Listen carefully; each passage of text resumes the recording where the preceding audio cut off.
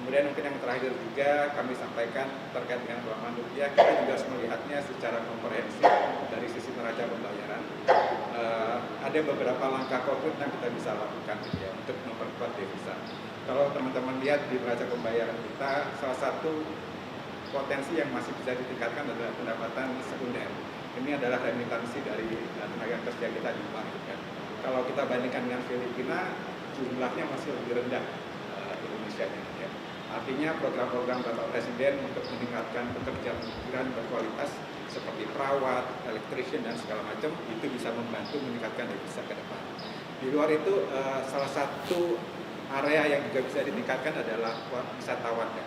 Jadi kita bandingkan dengan beberapa negara, jumlah wisma kita kan masih relatif lebih rendah.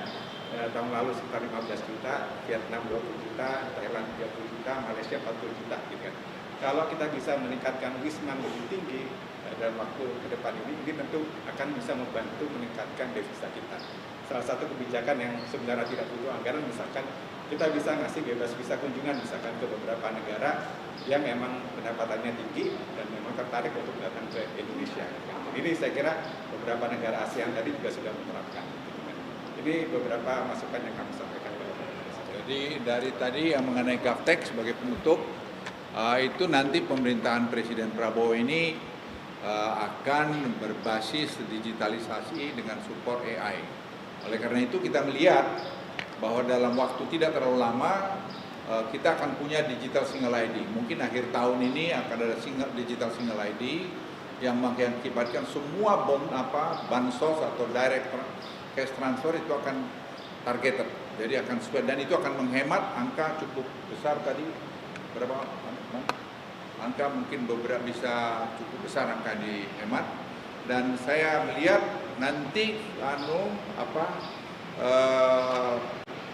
subsidi tidak akan lagi ke barang, subsidi akan langsung kepada yang penerima karena rata-rata kita kumpulkan semua bansos itu dengan cash transfer dan seterusnya ada 5,4 juta rupiah per orang dan ini nanti akan dikelompokkan dengan AI, nanti bahkan dengan kita akan bisa mendorong untuk membuat UMKM dengan tentu memberikan kur yang baik karena orang ini sudah bisa dipantau dengan jelas latar belakangnya karena tadi government teknologi. Jadi ini satu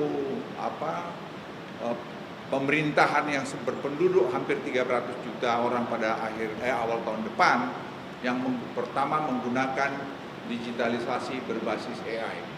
Nah ini saya kira satu keberanian tersendiri karena tadi seperti singgung, semua akan bisa dimonitor dengan sistem ini.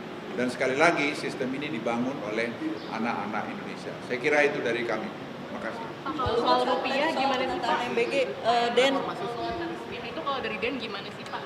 Ya sudah tadi Pak Dede sudah jelaskan, kita banyak sekali anunya dan tidak perlu terlalu berkhawatir berlebihan. Ya, kita perbaikin di sana sini. Dari digital ini akan saya kira menjawab deep state. Deep state concernnya Presiden itu akan terjawab banyak dengan sini. Tadi saya laporkan secara khusus mengenai itu. Karena apa? Misalnya kami sudah coba dengan OSS, itu 1.600 halaman dibaca hanya 30 detik oleh AI dan sudah langsung dengan komentarnya. Dan ini saya pikir akan kita kembangkan terus dan sekarang tim masih melakukan penelitian dan exercise mengenai ini dan Presiden nanti ninjau pada tanggal 6, 7, 8, 9 bulan Juli itu akan ketahuan semua. Tapi dari sekarang kami sedang melakukan tadi piloting di 42 kabupaten kota. Kalau Anda mau cek ke sana silakan. Anda nanti bisa kita berikan contoh face recognition. Anda berhak atau tidak berhak untuk mendapat misalnya bansos. Kalau soal penataan MBG Pak Luhut seperti apa sih tadi yang dimaksud dengan? Saya kira penataan MBG kita jangan bertengkar lagi mengenai itu barang baik. Tinggal pengelolaannya saja yang tentu kita perbaiki. Jadi tadi Presiden sudah memberikan arahan, bukan hanya arahan dan kami juga merespon dengan melakukan penelitian.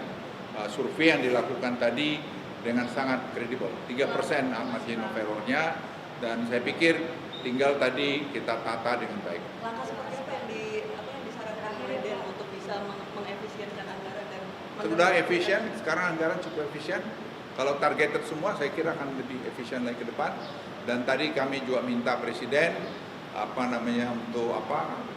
Dewan Ekonomi melakukan monitoring dan evaluasi setiap ini dan melaporkan pada Presiden. Setiap apa yang monitoring dan evaluasi? Ya ini kita lakukan berkala seperti tadi kita survei yang kita lakukan itu. Ya, terima kasih.